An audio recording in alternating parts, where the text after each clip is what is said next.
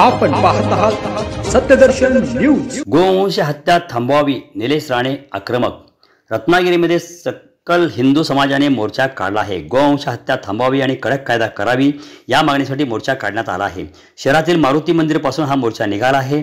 या मोर्चामध्ये सर्व हिंदू समाजाचे कार्यकर्ते सहभागी झाले आहेत आणि माजी खासदार निलेश राणे सुद्धा सहभागी झाले आहेत। निलेश राणे यांनी पोलिसांशी संवाद साधताना आक्रमक झाले आहेत। 3 दिवसाची त्यांनी निवेदनात मुदत दिली असल्याचे सांगितले। ही तर काव स्लॉटर आणि काव सेल, त्याच्यामध्ये सेल आहे, त्याच्यामध्ये माणसं नेटवर्किंग मध्ये आहे। महा ऑर्गनाइज क्राईमचा भाग नाहीये का?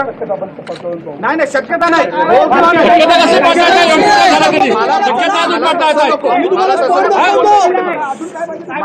माझं फक्त तुम्हाला एवढं विचार किती लांब आहे, भाग आहे की नाही?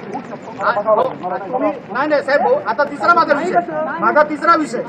माझा तिसरा विषय हे सगळे अड्डे जे आहेत, तुम्ही किती दिवसामध्ये तासामध्ये हे उद्ध्वस्त करणार आहात किंवा आम्ही कायदा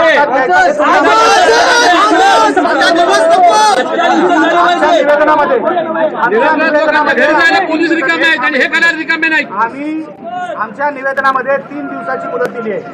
साहेब, आम्हाला कायदा हातात घ्यायला आवडणार नाही।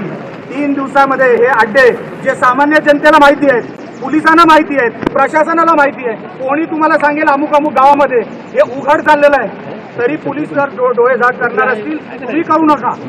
तुम्ही आमचे कॅप्टन आहात, आमच्या आशा आकांक्षा तुमच्या बरोबर आहेत। कुठलाही दबाव, तुमच्यावर कुठला दबाव आहे का?